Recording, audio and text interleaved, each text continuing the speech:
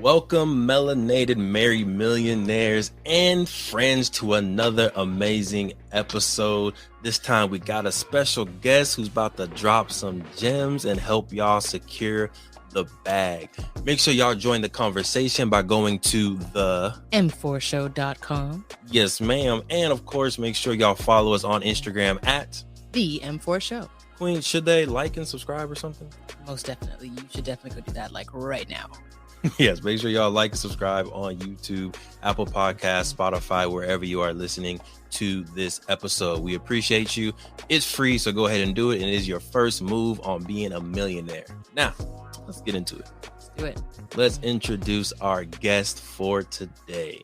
In the beginning, we had to talk to each other and be like, hey, if not every treat is the same, it's okay. That makes it look like it's homemade, which is what we're doing. It's more natural.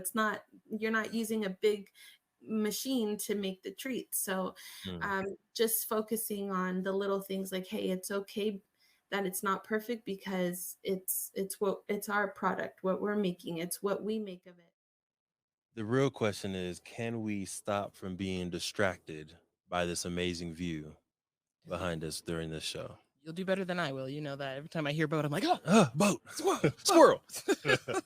What is going on, beautiful people? Welcome back to another amazing, beautiful, melanated millionaires in the making podcast show. I'm your host, Devon Truvel, creator of Black Wall Street, the board game. As y'all know, I have my beautiful, amazing, burnt 3 years of marriage queen by my side right here. How you doing, Queen? I'm burnt, y'all. Yes, you are. I guess every now and then I need a reminder that I'm not quite as melanated as I think I am, and I need sunblock. I do. But other than that, I'm doing a fantastic. Greatness. We've had this lovely view of Big Bear Lake for the last four-ish days, and I am not tired of it yet. No, doesn't get tired. If you're just listening, make sure y'all definitely tap into the YouTube. Although on YouTube you can't see it too much, we'll make sure to do a nice little highlight video and get that out to y'all. Did I ever say my name? Did you say your name? I don't think I think I said started with. Who are you? Who am I? I am Sinclair, aka the health nerd. Yes. Who is burnt? Yes, you are. So today we have a returning guest for the show. These are actually one of the few, if not only, live guests I think we've had on the show. They're not live today, but we had them live back in 2020. When you say live, you just mean in person. In person, right? Yes. Like they were here in person. We can high five, we can laugh together, we ate food together. It was a whole vibe, which I hope we can get to again.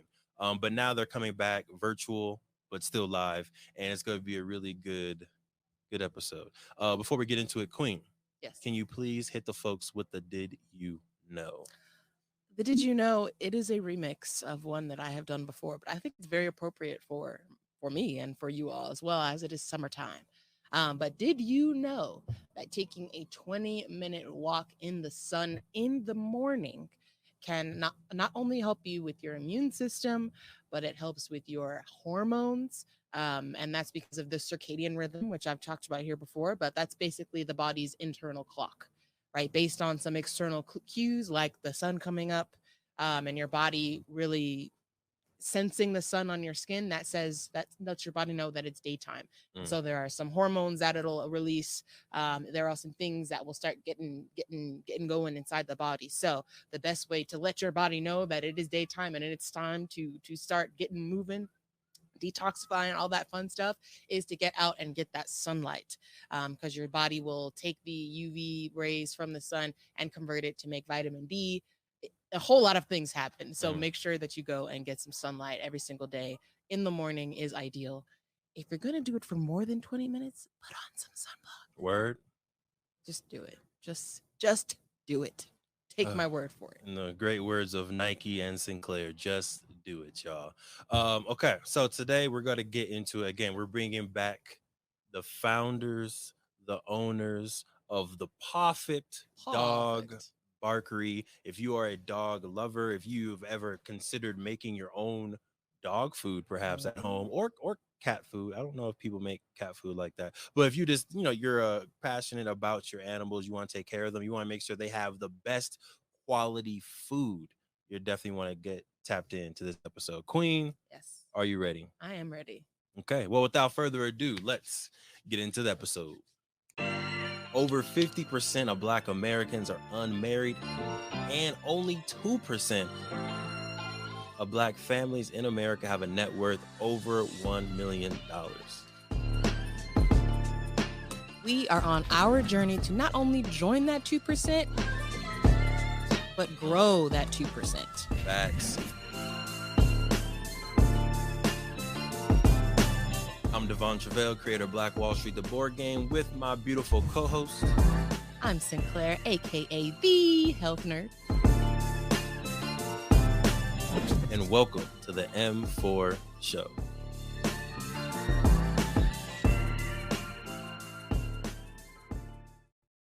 Bring them in, the Garcias. Welcome back, family. Thank you for having us today. Of course. Before we get, yes, definitely go follow Pawfect Dog Barkery on Instagram right there on the screen. But huge congrats on the wedding. I know it's actually been a while since the wedding, Yes. right? But we had a lot of fun.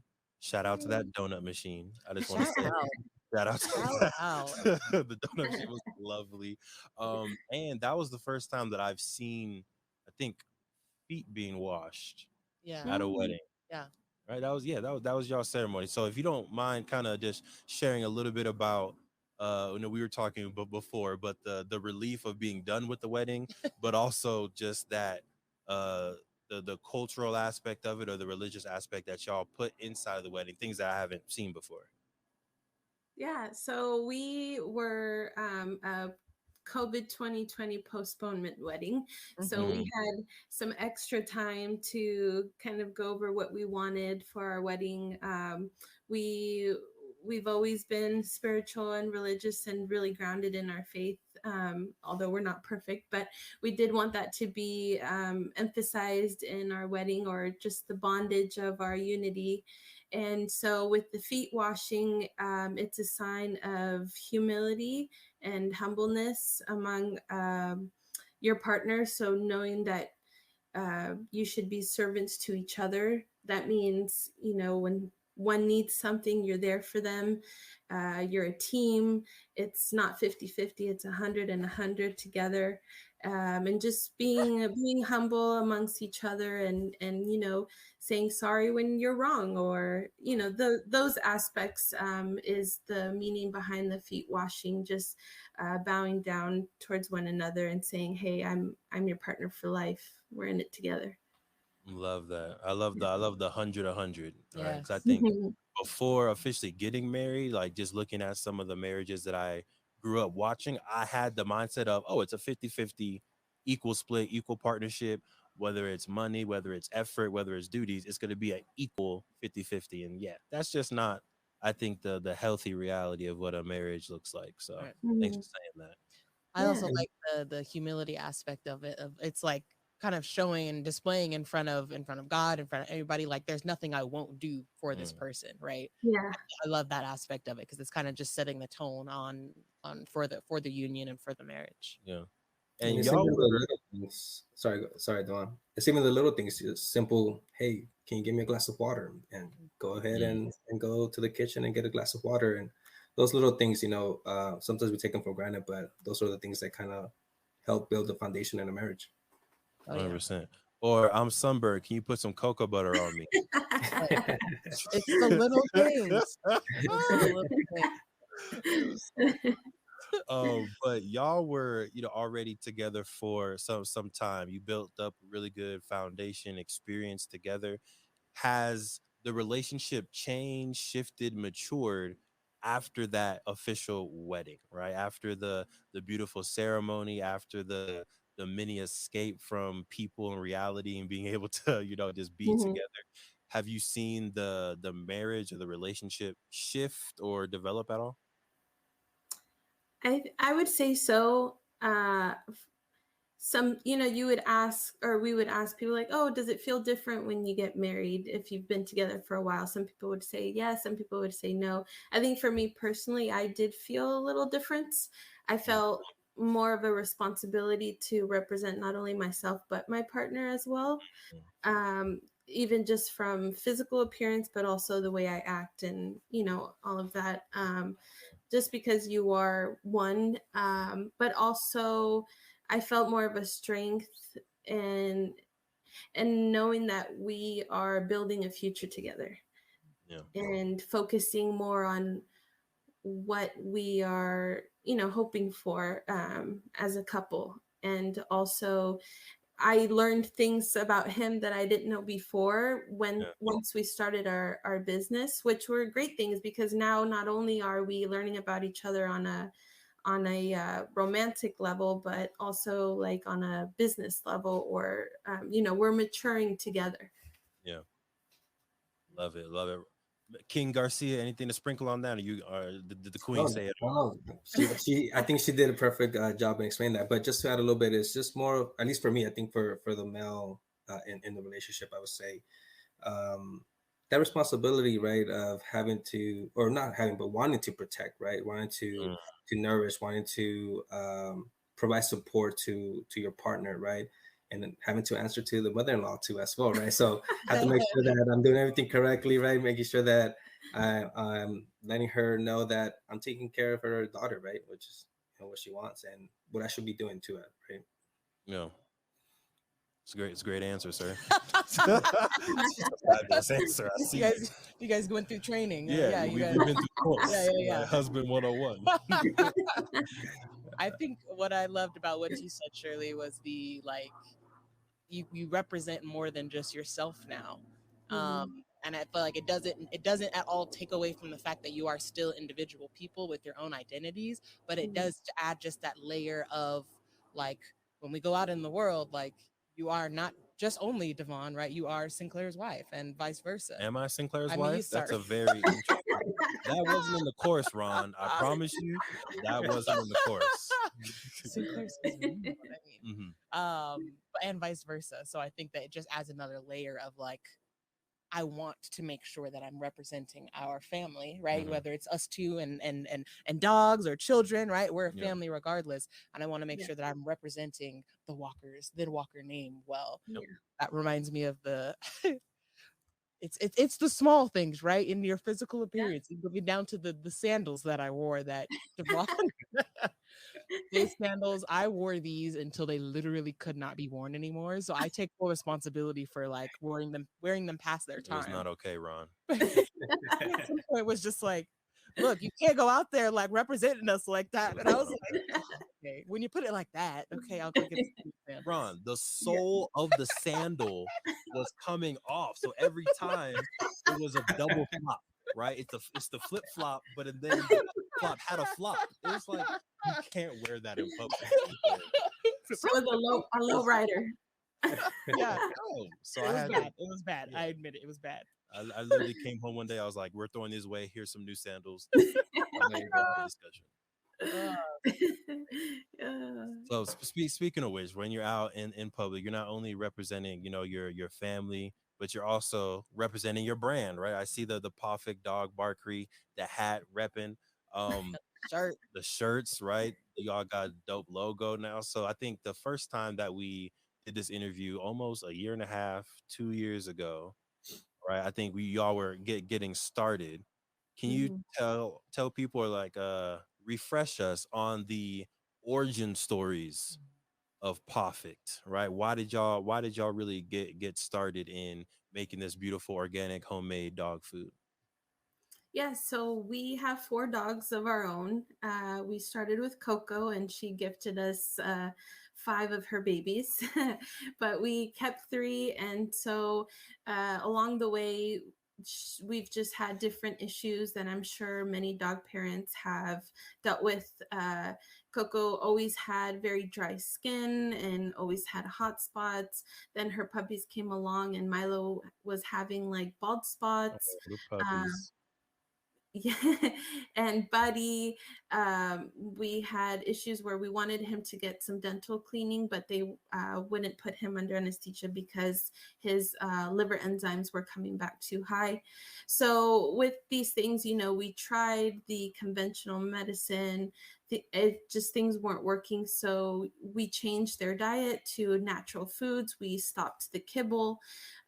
We now make homemade food for them through Just Food for Dogs. It's a do-it-yourself recipes. You can go to the store. They give you the ingredients list, and you can make it at home, which is a more affordable option for us because we do have 4 dogs.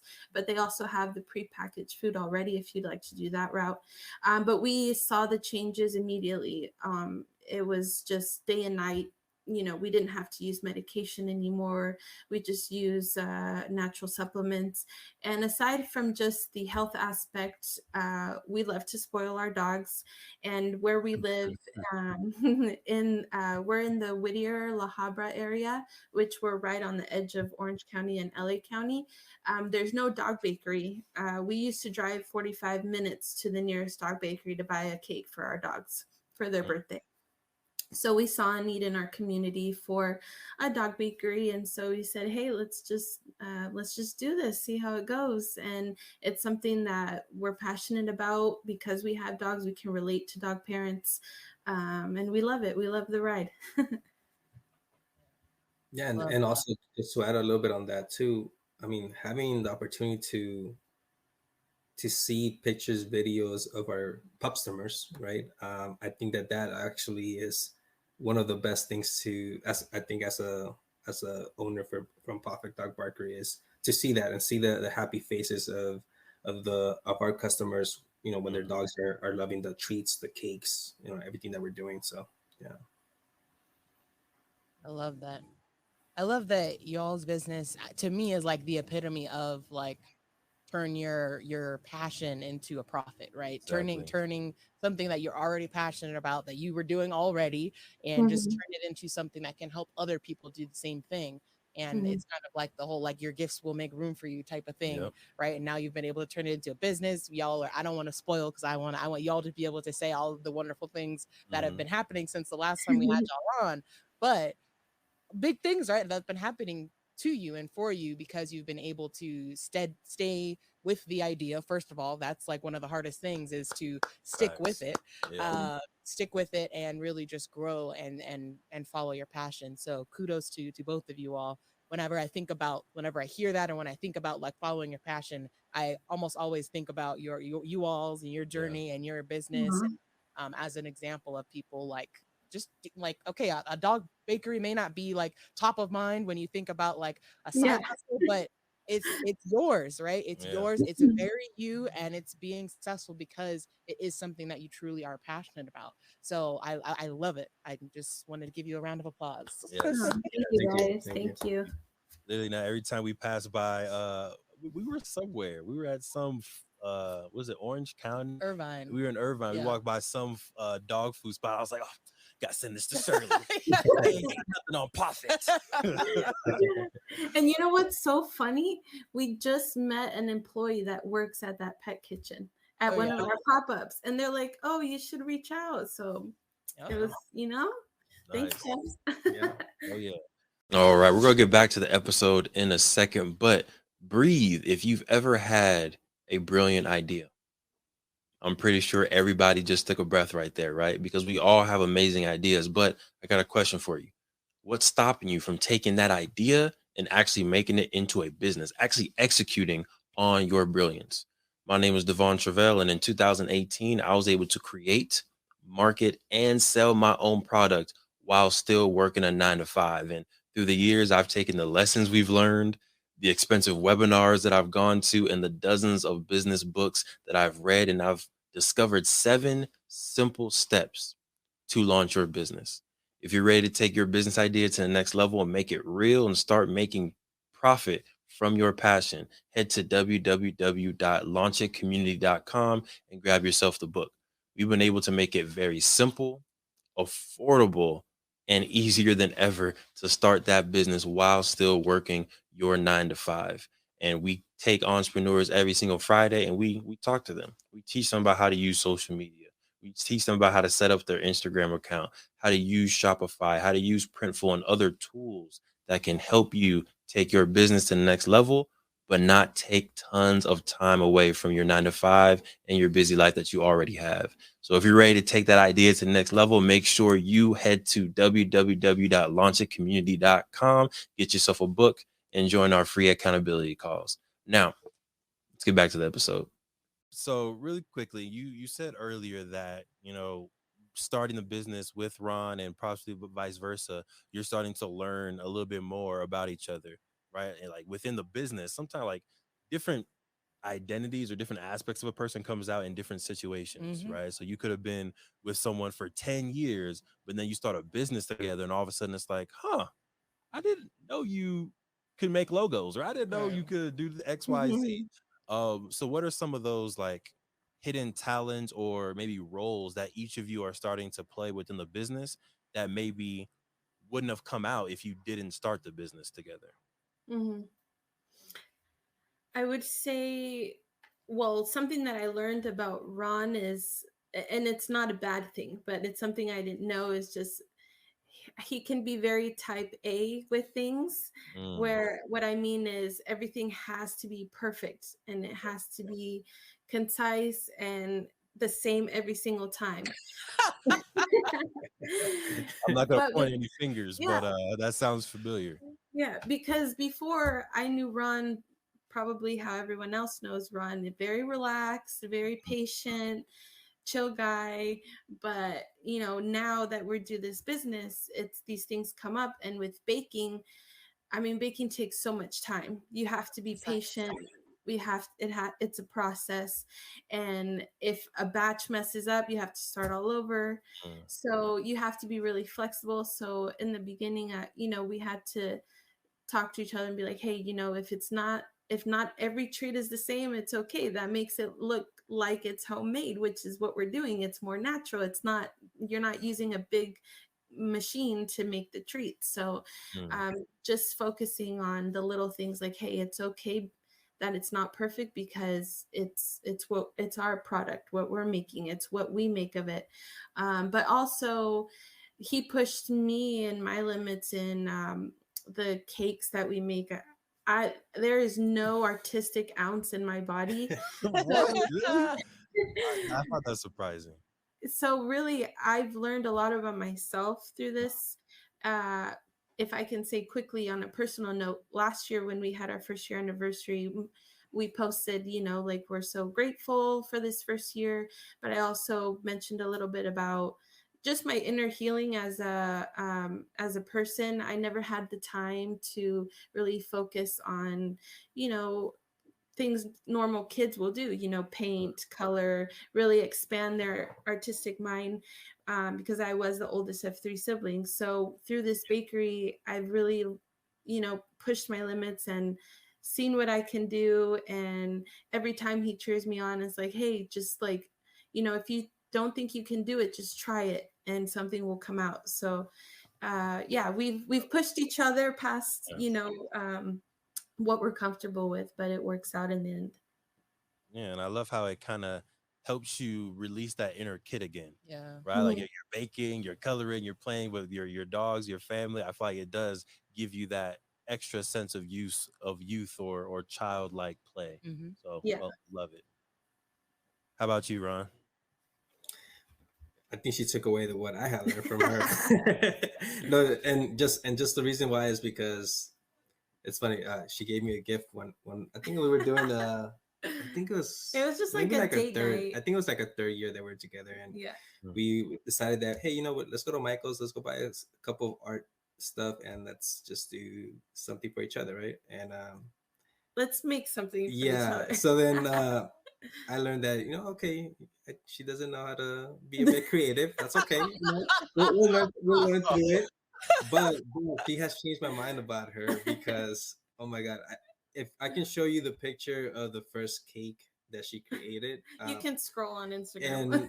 and she wanted, and I guess this goes back to what she was saying, like, type A. I was like, hey, you can't you can't post this one because this was a little too. It's not that best, but you know what? Let's just put it out there, and we're making cakes, but it's just a little round cake with green and pink, and it says like HBD, right? Compared to some of her cakes now, like it's a big difference, and I'm definitely proud of all her accomplishments, everything that she's done so far, and just the creative juice that she has now, and that she always has. I think it's just didn't have the outlet to kind of Right. share it, but now she does, and I'm grateful for that. And yeah, this experience has been really great so far.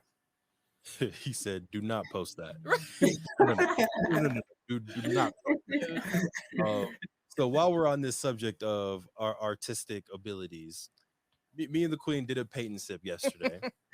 Why are you laughing, Sinclair? I just thought about something else. I bet. Uh-huh. We did a paint and sip yesterday. So we're gonna show you two paintings, and y'all let us know which one you think is whose. Okay. So number one, go ahead. Got painting number one, Oh, they're cute. Super nice. and then painting number two. Go ahead, Sinclair. That's cute. I think His face. I wish you could see his face when you started laughing. Oh, So which one do you think is whose? I'm gonna say because Sinclair has her dancing artistry, maybe that one is Sinclair's, the one Devon's holding. The one I'm holding is Sinclair's, and for those who Yeah. are just listening, we have a beautiful beach picture. It has nice tan sand. The umbrellas are very vibrant and beautiful. The waves are going. The ocean is nice and green, and then there's a blue sky with very amazing, perfectly placed clouds. It's everything has its place. Everything has its order, and it's just very well organized and done. I'm probably really annoying in a paint and sip because I'm like one. I'm 3 steps behind. I'm like, y'all can go ahead. I need to finish step number 4.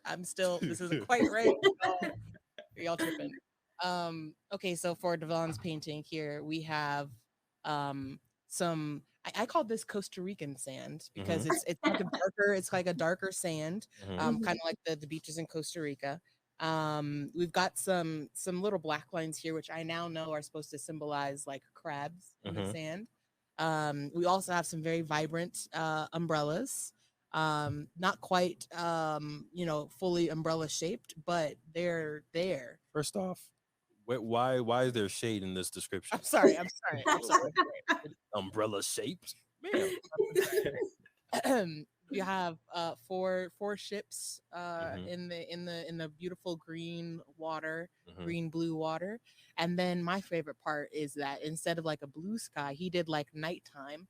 And so we've got like a dark sky with some constellations. Mhm. He was very detail oriented here, which I respected. He's got the Big Dipper. Mhm. And then he also has spelled out our wedding anniversary date in stars. Mhm. Oh Yeah, so you were laughing at first, Shirley. Now it's a all, huh? Okay. no, it was a good laugh.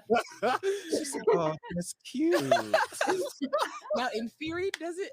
I mean, sorry, there's no more shade. No shade. It's beautiful. It's beautiful.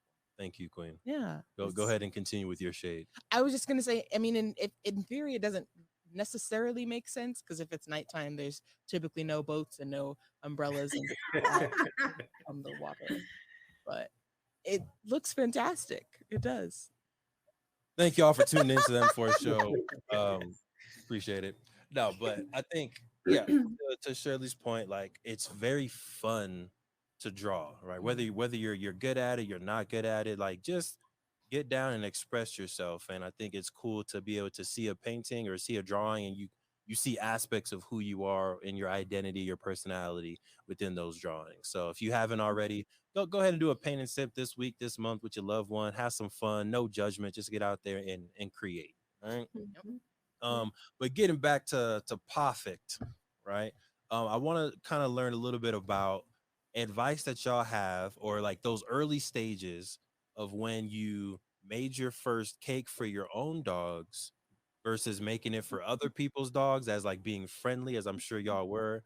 versus okay, now we can make a business out of this. We can sell this. So can you just walk us through Mhm. like those like quick stages of turning that real passion, that gift into something that you can actually make money from?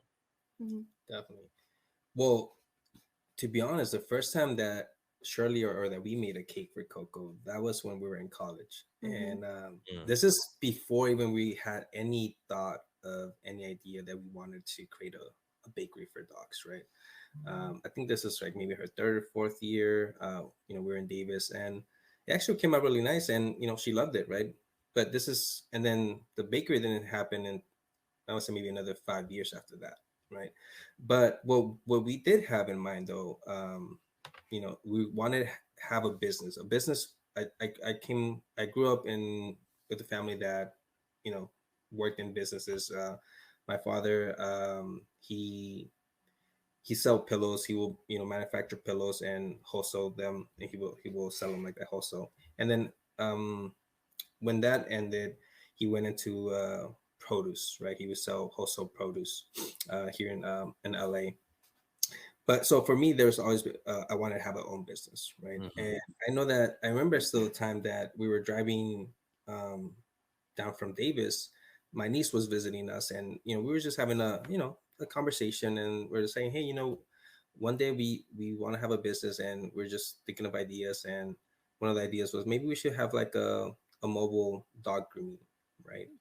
Something related with the pet industry, right? And Davis, I never saw a dog groomer, a mobile dog groomer, right? Or at least in that area. Here in LA, there's so many like we've seen, but that was kind of like the we did know that we wanted to have a business somewhere in the pet industry. We just didn't know what, right? Um, and then with the whole pandemic though, I think that gave us an opportunity that since we were working from home, um, to kind of start this idea, put it into practice. And then Shirley was actually the main motivator, I guess, on this journey. She started off with making treats for her coworkers, for the coworkers, that they have their own pets, right? And they were our kind of our test takers. Aside from our 4 dogs, they were our test takers. And like, hey, can you give this to your dog, see if they like it? And that kind of was our beginning, is to start with Shirley's coworkers, and then our families. Our families have a lot of dogs. In my family, I think there's about 10 dogs. Just my immediate family, not counting my aunts and uncles. And then Shirley's family has 2 dogs, so there's at least about 20 dogs in our families, and then not counting friends too. So we had a pretty, I would say, a good amount of dogs in our immediate community to start sharing our treats, give some reviews, and kind of for them to let us know, hey, this is what my dog likes. These are some things that are good for the dogs. And then we started doing our own research and learning a little bit more about like the nutrients, what we want to put in our treats, what Yeah, things. what are some of those main nutrients that y'all focus on? We try to cater to different likes, and for every dog is different. So my dog may like banana, your dog may like bacon. So My dog always does not making like bacon. sure. So we try to have a good variety, but what we focus on is making sure that everything we use is human grade and is Mhm. natural. So we don't use any preservatives. All we do to make the treats last is dehydrate them, because in the end, even though our treats are natural, if they were just if we didn't dehydrate them, you'd have to refrigerate them. They won't last you more than probably a week. So you also have to think about the consumer and the families that you're selling to. You don't want something that they're going to spend 12 or more dollars on for just a week. So you want to make it count. So that's why we dehydrate them, but strictly through the dehydrating process. So we use vegetables like carrots, apples, broccoli, salmon, and all of these ingredients do have some type of benefit to the dog, just like it would to us. I mean, we use turmeric in our chicken jerky. Turmeric is great for What? anti-inflammation. Yeah, and like us, it's a great anti-inflammatory. You can add it to your tea. You can, add it to your food. So really using ingredients that in some way will benefit the pet. Love it. Love it. Mhm. Okay, so sorry, Ron. I wanted to get that nutrients really quickly, but you No, were no talking worries. about using your family and having those coworkers as like a nice base. You had about 20, dogs that you were, serving and treating. And then what was that stage where it was like, okay, these 20, they're good. They keep asking for more free stuff. Right? What was the switch from giving away for free to let's make a business?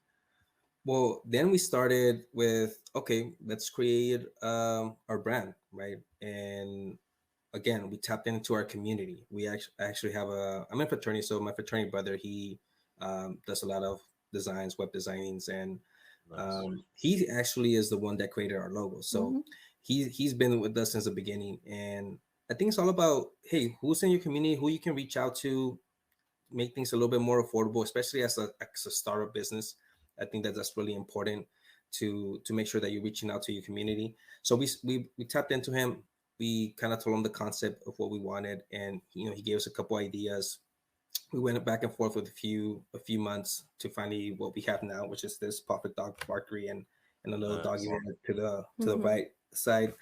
And and then we started advertising, right?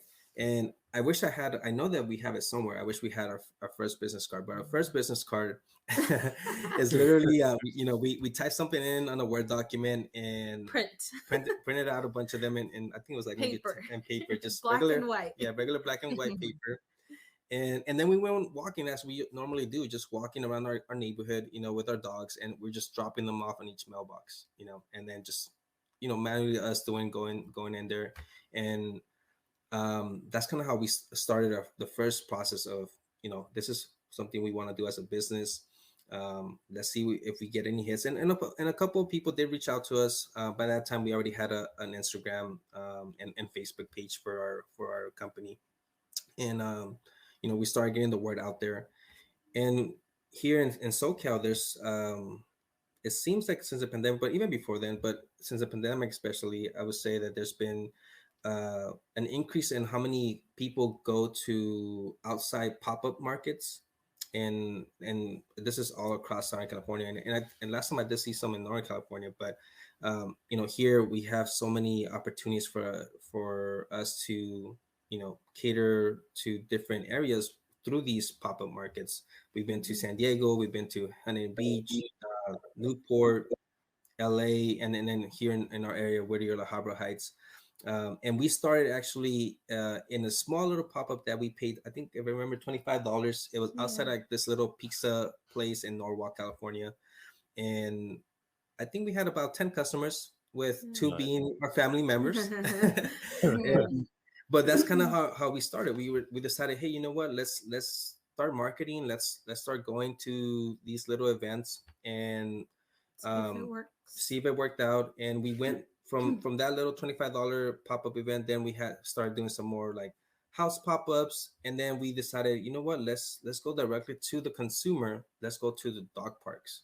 So we started going to dog parks and kind of sharing our business cards. By this time we already had little Smart. nicer business cards, Yeah. so we had I would say legit business cards by that time. And yeah, we started going straight to the consumer, and then just from there kind of blew up, and doing Instagram sales. So yeah, anything to add? I think the biggest thing was just going for it. I mean, we never thought we'd have a dog bakery, but here we are almost 2 years later. Just I Yeah. think just going with your gut, and once we had the samples reviewed by my coworkers and our family members, we just went for it. I mean, I don't think we really thought about it. We were just going with the flow and seeing what worked, what didn't work, and thankfully we're blessed that it's grown to where we are now. And we don't take anything for granted. We just keep working at it. And I think as a small business you have to be flexible in knowing like you're gonna have to make changes as you go and see what works and doesn't work. Yeah. I love a couple of things that to really just piggyback off of what you just said is that one, I wanted to go back to your business cards, right? You said that it was a Word document, black and white, and you just printed them out and you Yeah. started with that and started handing them out. And I think that I know for me, especially being the one of the two of us that's more detail oriented, the more like perfectionist, if you will, like it has to be this way before we get started. I think that was as he brings the painting back, that was something that I had to let go of. And I'm still working on letting go of the idea that it has to be perfect before you bring it out to the world. Because the truth is, like, it would just never it would never be brought out to the world if that was the case. So I think it's important, like for us, the first Black Wall Street, the board game, right? Our MVP, our minimum viable product, was a U-Haul box that we cut out. He drew the board out on it. We made the cards in PowerPoint and we used text. I mean, that's the first time that we played it to make sure that it worked. We didn't go get a whole board printed, right? Because you don't want to put too much money and time into it when you just have the idea at first. It's really just important to get something out into the world, whether that's on a blank piece of paper, whether that's on Microsoft Word, whatever it is. It's just important to manifest it in some way. I feel like that's how you let the universe, whoever you want to say, like, I think that's how you let them know that you're serious. That's how you let the world know you're serious, so that it can start to attract, right, those people that are going to be interested in your product, those resources that are going to help you move it to the next level. So I think that it's really important to just get started. And to your point on, like, you didn't even know that you wanted to start a dog barkery. It just each step, you just took the next step, and then you've looked up, and 2 years later you are where you are. So I'm just saying that out there for the people who are out there that are like me, and you want to have your whole plan and your backup plan A through Z going before you even make an Instagram. Like, entrepreneurship does not work that way. You have to just take a leap. It doesn't have to be the full business right at the beginning, but just start with your friends and family, right? That's how most businesses start with your immediate community, get that feedback. It's so important so that you can take that next step. I'll say. Okay.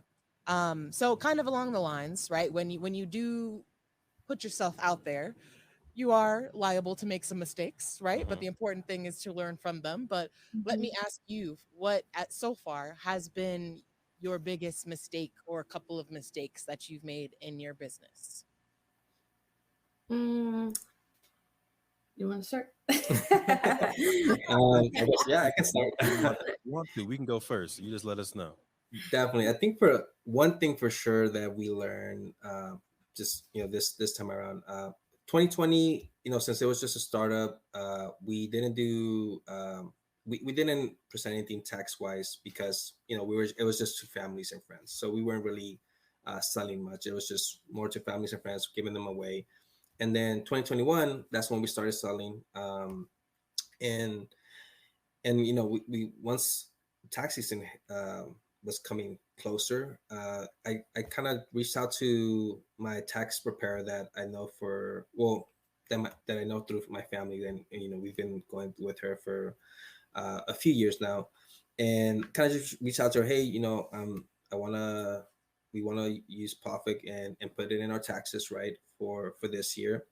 And she told us, well, you in a week you have to, by I think it was already February, you have to report your sales tax, which we were definitely not prepared for, or at least considering about doing that, right? So I told her, okay, well, what we need to do. She got me through it. We went through. It was like the last day. It was the deadline. The deadline. So she was even gracious enough to help us and have it in by like the end of the day. Yeah. So down to the wire. Yes. Down to the wire, and we had to learn that we weren't prepared for that, so we had to pay. I think it was about out of pocket from the stuff that we weren't saving up for. And so obviously now we're a bit more knowledgeable about finance stuff and making sure that we're reaching out to her and to other small businesses that we're able to make sure that we're doing things correctly, legally, and making sure that now we're putting away a percentage just for taxes, so that at the end of the year it's not this amount that we're not prepared for. Right. and that was one of the big things for us that we went. Listen, the IRS don't play. Yeah. The IRS does No. not play. No mercy. No mercy at all. Okay. Oh, so that's on the mistake side, or the lessons that you're learning as entrepreneurs, right? Getting into the game. On the other side, what has been like a small switch or a small thing that you've been able to do that's like really shown huge growth for Pawfect, right? Like, oh, I didn't know we can be doing XYZ. Like, I love the going to the dog parks in person and handing out cards. Like, you're going directly to the consumer. They're at a dog park, so they care about their dog. They have dogs. Here's some good, healthy, organic food for you. Great idea. Anything else like that that's really helped you grow the business? Yeah, we've done, through trial and error, and things that our customers also recommend. You also have to take the feedback, what's working, what's not working. So now we've always had a lot of requests for cat parent apparel. Because it's always like, oh, there's always things for dogs, but not for cats. So let me backtrack. We started with just treats, right? Then once we were ready, or just ready to put out in the world, like, hey, we do cakes, cupcakes, more of the celebratory things, that helped add to Pawfect. Then once we were confident in the baked goods, we said, let's add apparel, because what proud dog parent doesn't want to rock dog, parent apparel? So then we started with our apparel, and that helped kind of broaden what Pawfect Dog Barkery was. And it brought in more revenue, not just having to rely on treats, but then we had treats, cakes, and apparel. So now with that, we've broadened our horizons. We added cat mom apparel to our store. I read a book, and this was before your book came out, Devon. So I'm reading yours next. It's called The Side Hustle Guide, and I'm sorry I forgot the name of the author, but taking things from the book, like, don't just focus on social media, or just one platform of social media, because it's almost going to be 2 years and we only had Instagram.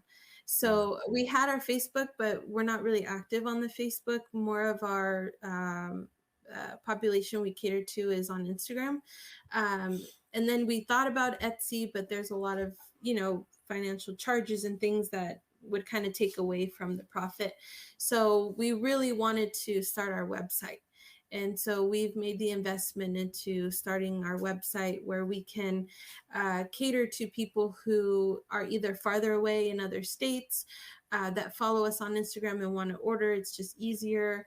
Or people who just like to online shop. Not everybody likes to shop in person. So for the online shoppers, now we can also add another outlet for people to reach our products. And where did you build your website?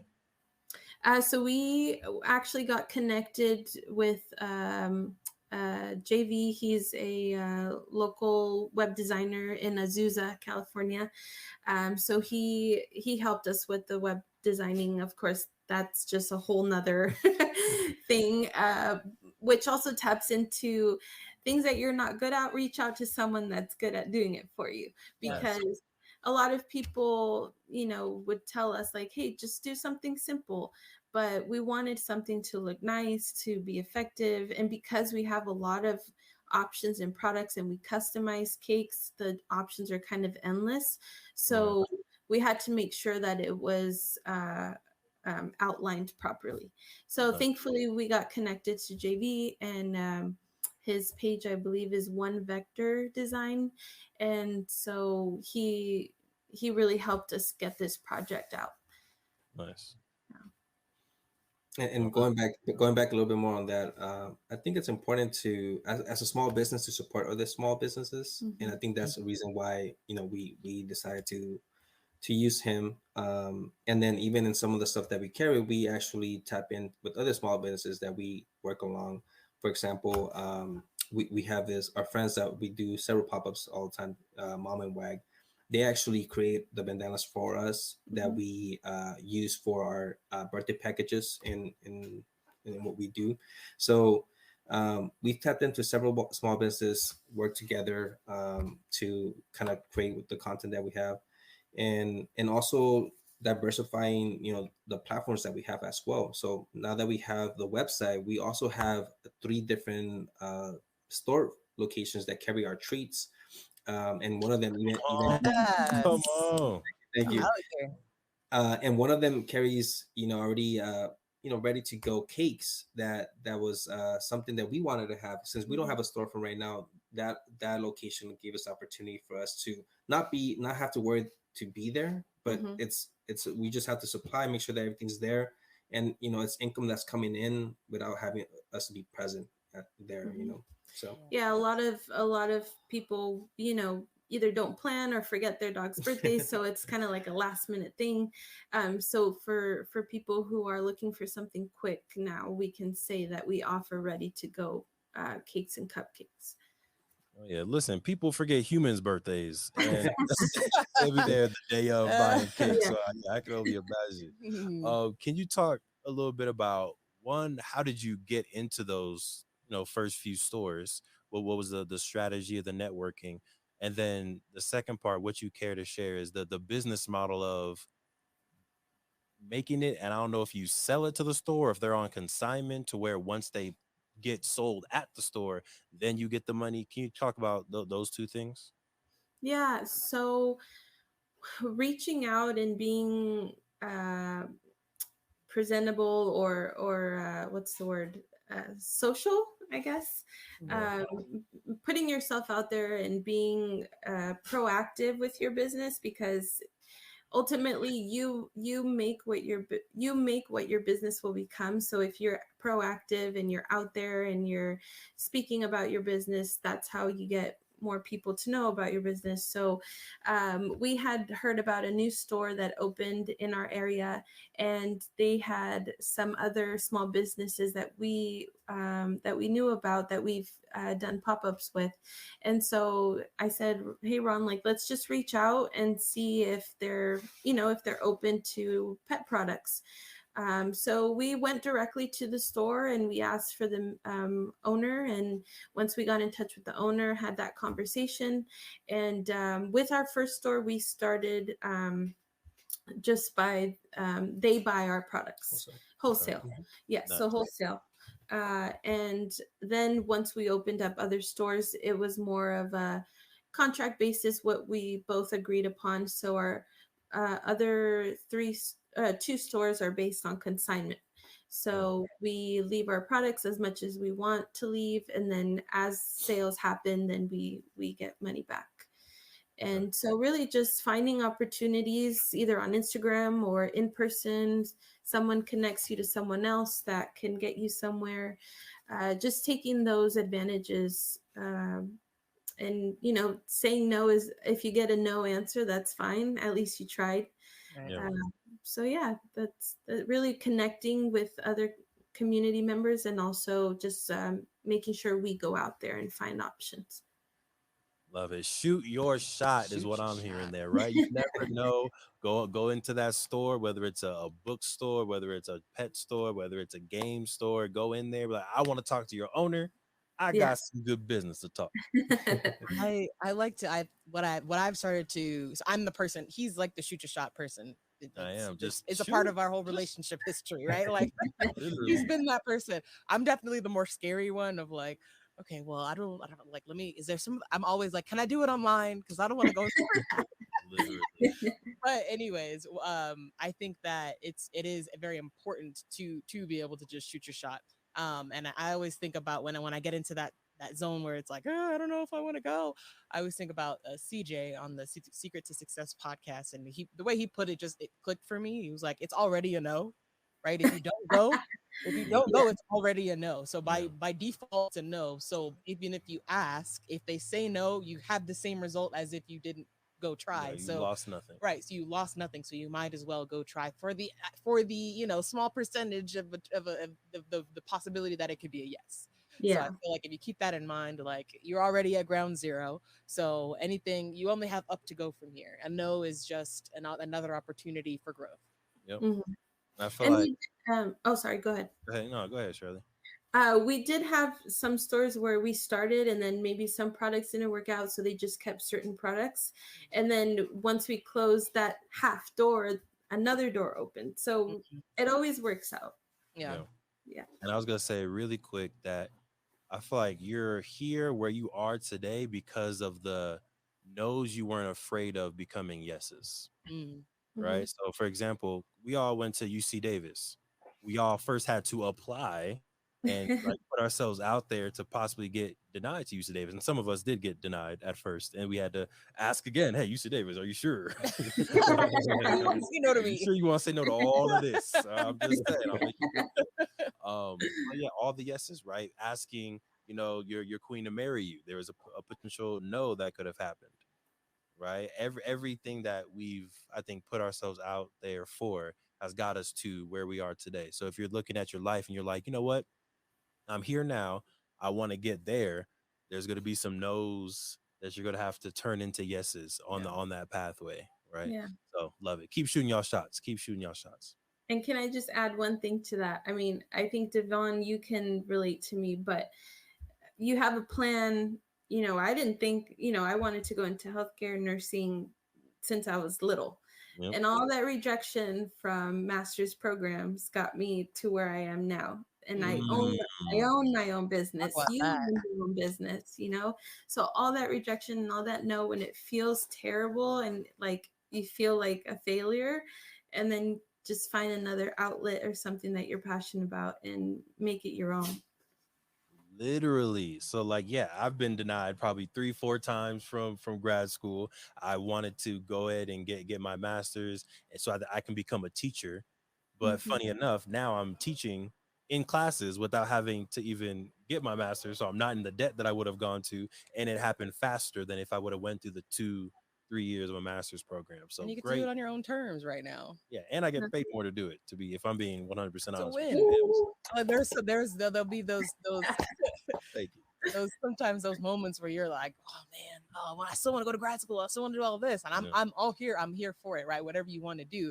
Sometimes I do have to remind him though, like what did you want to do that for? What was the end goal? Like let's think about that yeah, because you're pretty much doing that now. So is that still necessary? yeah. If you Yeah. want to do it, let's go for it. But I mean, the universe has opened up these doors that you can do what you Fact. wanted to do without having to go through those hoops that you thought you had to go through. Yeah. It's like you said, like one door closes and then like five more open up, maybe in a different hallway that you weren't originally planning on going. But Yeah.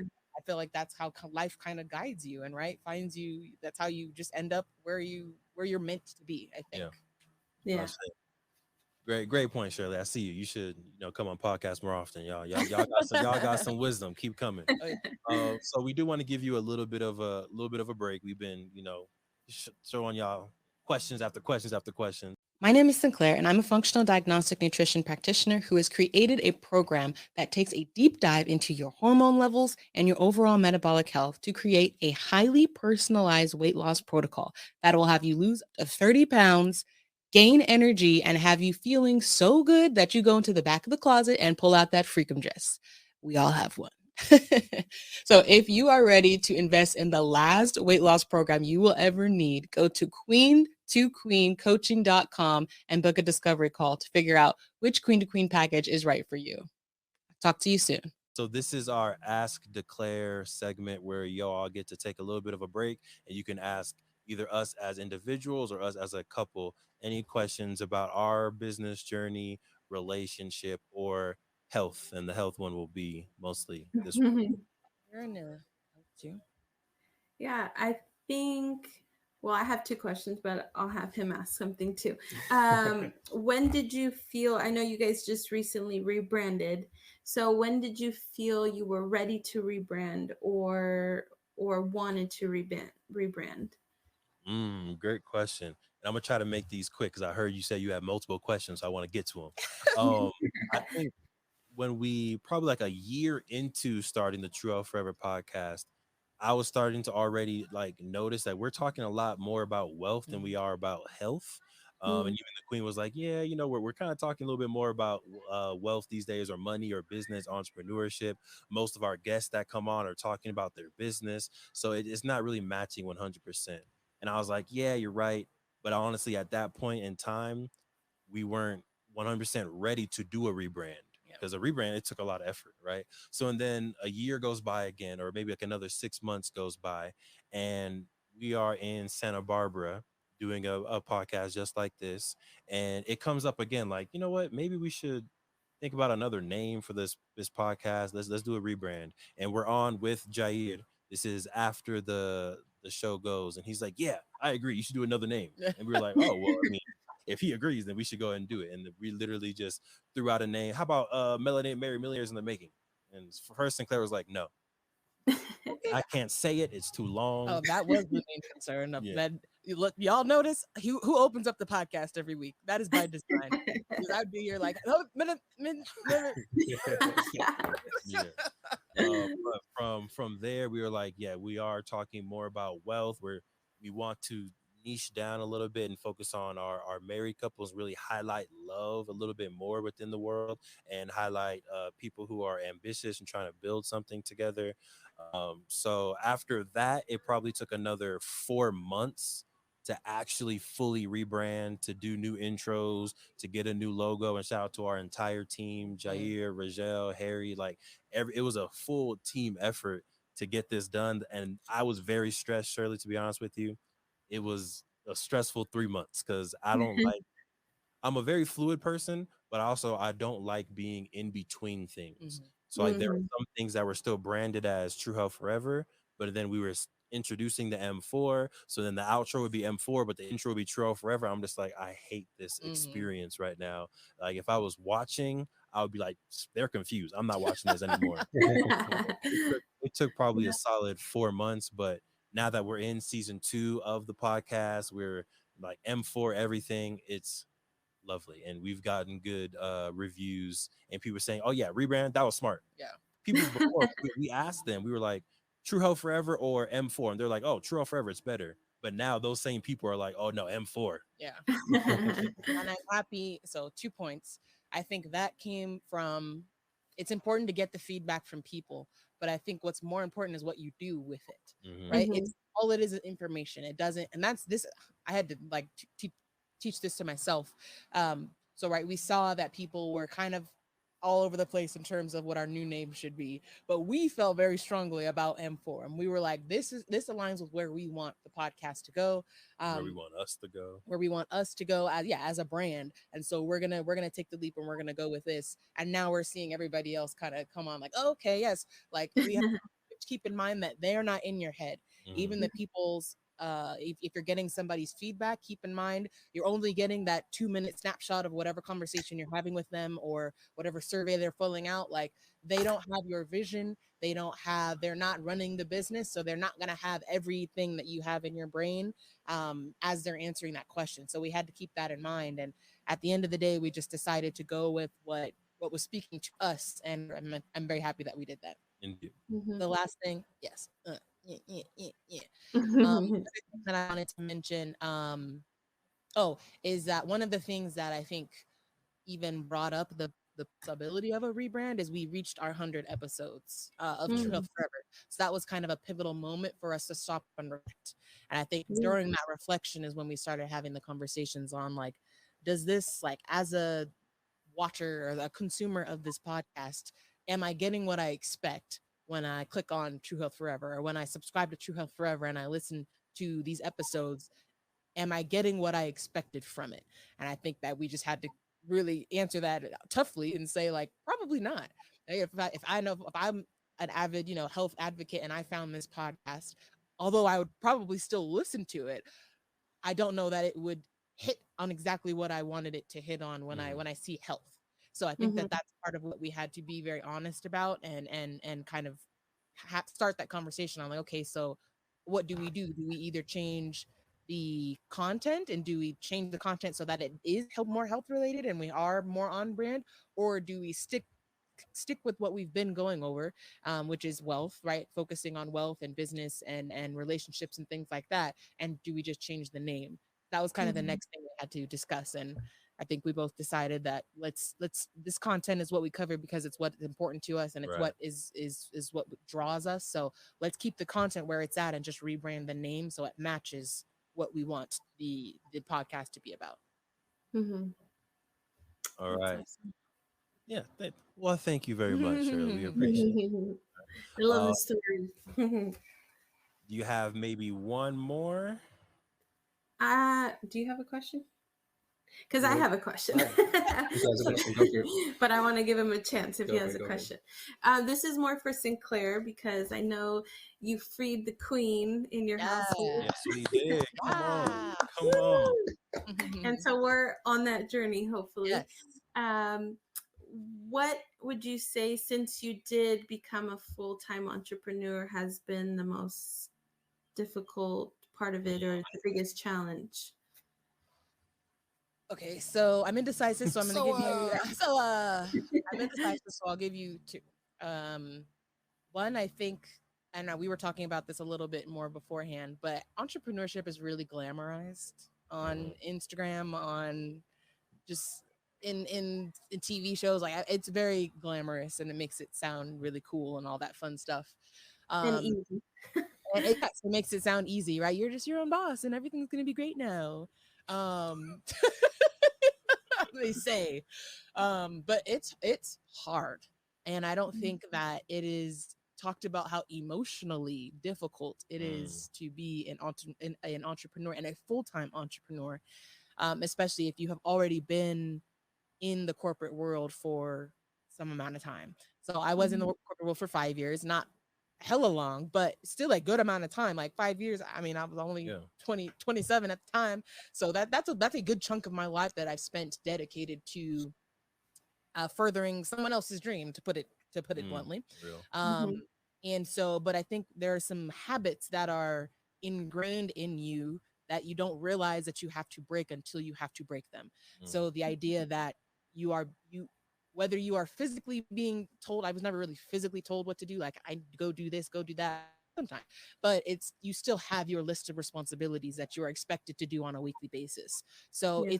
it's much I try to stay away from like easier, harder because they're both hard, but it is a little bit easier to wake up and know what you need to do if it's it's more this transparent. transparent. There you go. It is more transparent what you need to do in a 9 to 5 job because you wake up and again, you're typically doing the same type of things, right? You have your duties and your responsibilities that you're supposed to do. It is much more difficult once you take that leap and there is no manual. Like there is really nothing, right? You have the launch it book. Hey, shout out, you Yeah. may have a business coach, but Mm-hmm. outside of that, like there's no blueprint to do exactly what you want to do with your business unless you are trying to literally copy someone else is doing, which has never been what we're trying to do.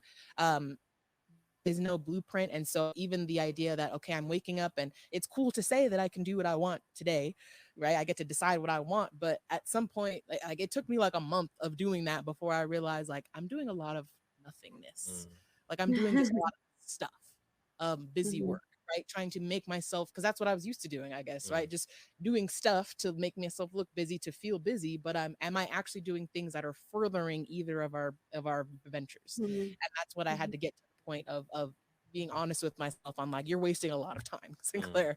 You're wasting a lot of time. So let's get serious. Let's get a calendar together. And this is still something I'm not to the promised land, y'all. I'm still actively working through the journey, right? Not a destination. But like let's get a to-do list together, right? Okay, what do you need to do for Black Wall Street today? What do you need to do for your health coaching business? And I think that even the balance of what is prioritized and what I'm working on certain days of the week is still what I'm kind of working on now. But long story short, I think the idea that you don't have somebody to tell you what to do and you don't have that outline of your duties and responsibilities, which I mean, we kind of do, that we have for the business, but it's a little bit different when you're put in the fire and like, okay, yes, I'm logistics and operations, but what does that actually mean? What am I doing today? Like, mm, what do I get done today to further and make sure that I'm upholding that title, you know? Yeah. So I think that that's been some of the hardest things for me is figuring out like, what does my day to day look like as this person, as this entrepreneur, as this whatever. That's been one of the hardest things. And then really quickly, just the second thing is when I talked about like the emotional struggle of putting yourself out there. I've been talking a lot about putting yourself out there. But the failures, right? And mm, learning to switch my lingo into more learnings. But at the end of the day, there are a lot of rejections that you go through in the world of entrepreneurship, Yeah. right? So for me, this is really the first time I'm a full-on saleswoman. And I think that I didn't realize that I would have to be. Mhm. But when you start your own business, I mean, unless you got it like that and you can hire a salesperson, then you're kind of everything, right? Yep. You're the operations, you're the logistics, you're the salesperson, you're the creative team, like you are everything. Yeah. And I didn't realize how hard the selling part would be because it's not necessarily in my nature. Mhm. And so to sit on those discovery calls and to sit on free webinars, right? You think like, oh, I'm gonna put all this stuff out for free and people are just gonna come flooding. It's just not the case, right? It's until you've sat on a couple of free webinars and had nobody come, like it's a very humbling experience. Yeah. But it's that like, but I'm still gonna keep going. Yeah. And so I think that it's a very humbling journey when you realize, I think you think that you're just put stuff out there and everything's going to start coming to you and it's going to be easy, and it's just not, that's just not the case. So like, be prepared for a lot of rejection, be prepared for those failures that you reframe as learnings. But yeah, it is a very humbling experience, but you learn a lot about yourself along the way. Yeah. It's a very long-winded way of answering your question, but hopefully I answered it. Good Yeah, one. yeah, it's good info to know. And I think adding a little bit to it, the days that seem outside looking in, the days that you're like, oh, I got a lot done today, are some of the days where I will send you a list of to dos. That's so true. Still in that You're mindset. still in that mindset. And I don't think that's a bad thing. I Mhm. think you need to know, how do Mhm. I operate? Mhm. And I think there are some people who can wake up and they have their own internal to-do list and they can get it done. And there's other people that they might have a lot of things going on in their head. So it's easier if I have a list of 5 things to get done today, I can get it done, right? Yeah. So that's something that I had to learn, I think, watching your journey as well, and not trying to overstep too much and Mhm. like be a quote unquote boss in the scenario. And I think one day I just asked you, is it helpful if I send you a to-do list? And you were like, Yes. yes, it It is. I was like, all right, bet. So then I wake up, I do a to-do list, I schedule it to be sent to you at a certain time, and then you'll get it, and then you'll be like, Devon, I got a lot done today. Well done. So it's been a transition for you too, then. Oh yeah. Yeah.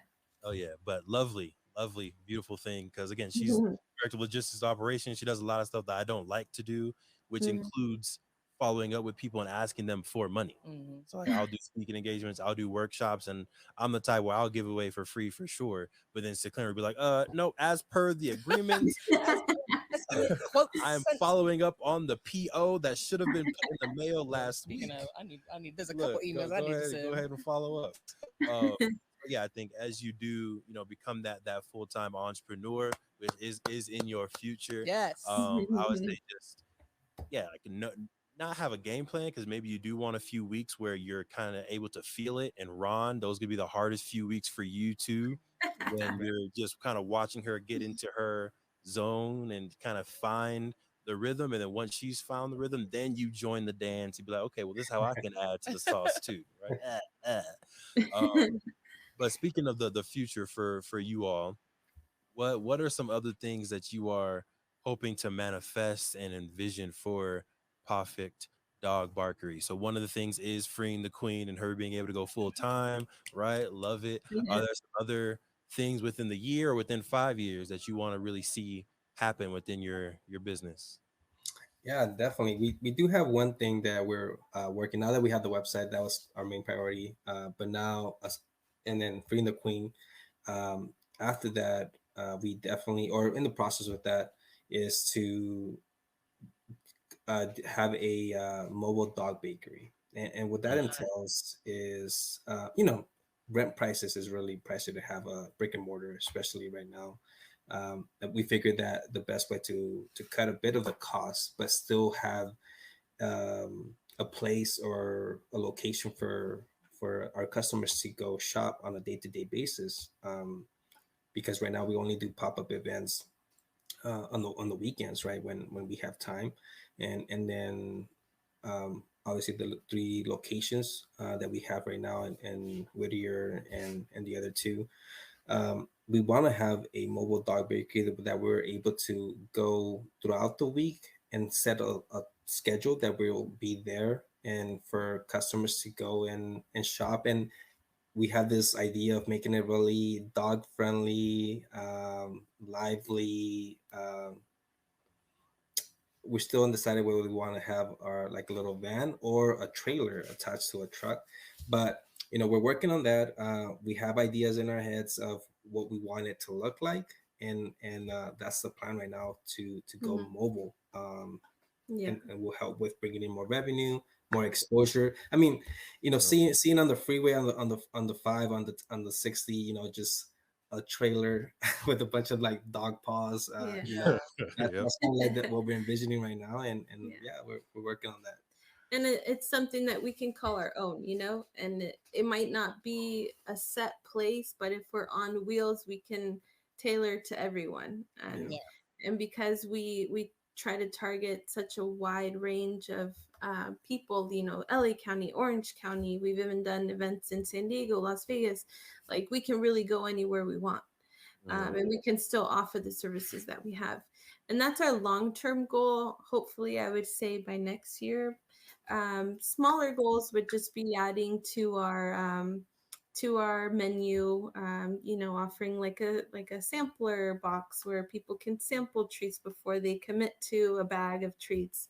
Um, Also, we're working on popsicles or popsicles for the Nice. summer. It's hot, dogs want something fresh. Yep. So just adding little different things to our menu and being able to expand. Nice. Love it. Love it. I love the being able to drive anywhere and set up and just be free. Yeah. This sounds really really fun. Yeah. And then the popsicles also sound like a cool idea. So I love that y'all are continuing to innovate, right? Don't just have the idea, have the passion, and stop there, but continue to think, oh, what else can we do? Where else can we go? Love Mhm. it. Wishing y'all as much success and perfection as possible. So we're about to get into some weekly updates. We'll do it really quickly, and then we want you all to close us out with any advice that you have for people that are really wanting to take their passion and turn it into a business. Specifically, any married couples out there who have stuff that they do together, then they're thinking about, ooh, do I shoot my shot? Do I turn it into a business or not? Would love some advice from you all right after this. Queen, Yes. can you please get into your weekly updates or announcements? Yes. So, per usual, we still have our 90-day weight loss formula, which is a holistic weight loss program for any of my queens out there that are trying to feel better, right? Mm-hmm. Make up with that restored energy Mm-hmm. and trying to look so good and feel so good that you go into the back of that closet and you pull out that dress, the freakum dress. You know the one that you haven't worn in a couple of years. Maybe you haven't felt quite up for it, or it does, it hasn't fit. Whatever the reason, we're gonna make you feel so good that you gonna come grab Mm-hmm. that dress and wear it with confidence. Okay. Yes. So if that sounds like something that you're interested in, the first step is to schedule a free 30-minute call with me at queen2queencoaching.com. That is queen, the number two, queencoaching.com. Schedule a free call. That's where we'll just talk about making sure that the program is right for you and that you are right for the program, because I'm not about just taking your money. I want you to be a walking billboard of queen to queen.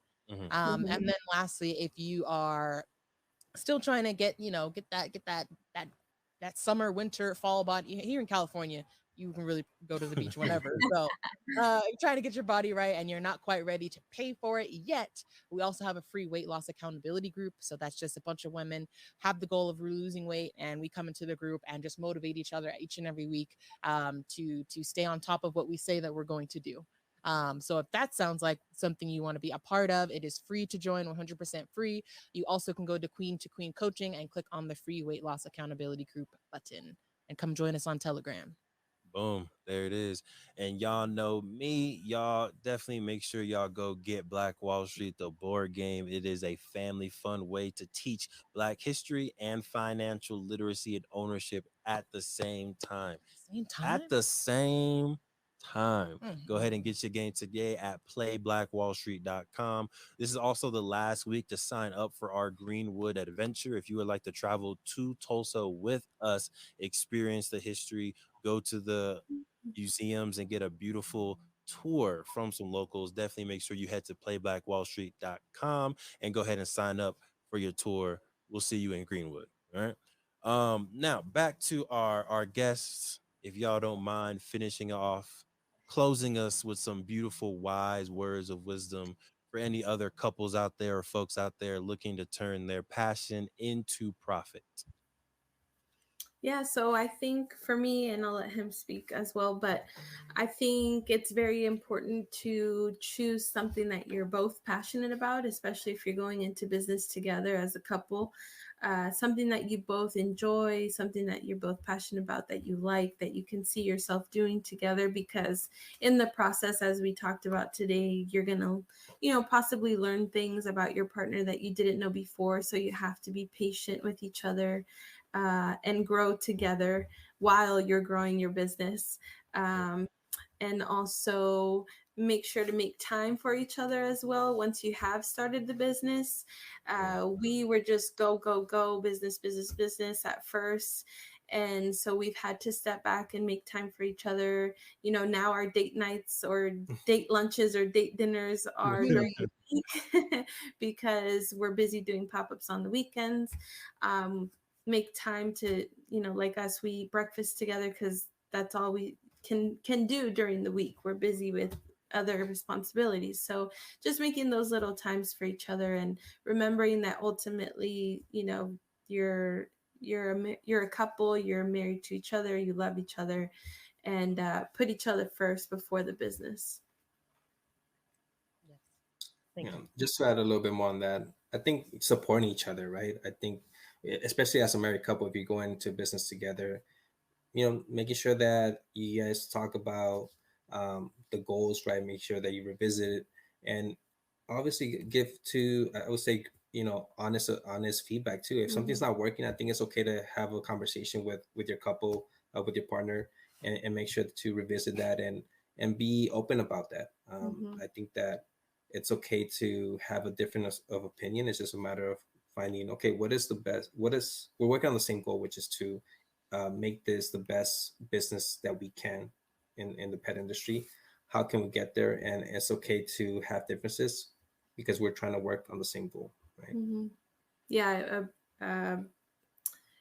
constructive criticism, I guess, but accept it and come to an agreement that will work for both views. But yeah, there's been a lot of that. 100%.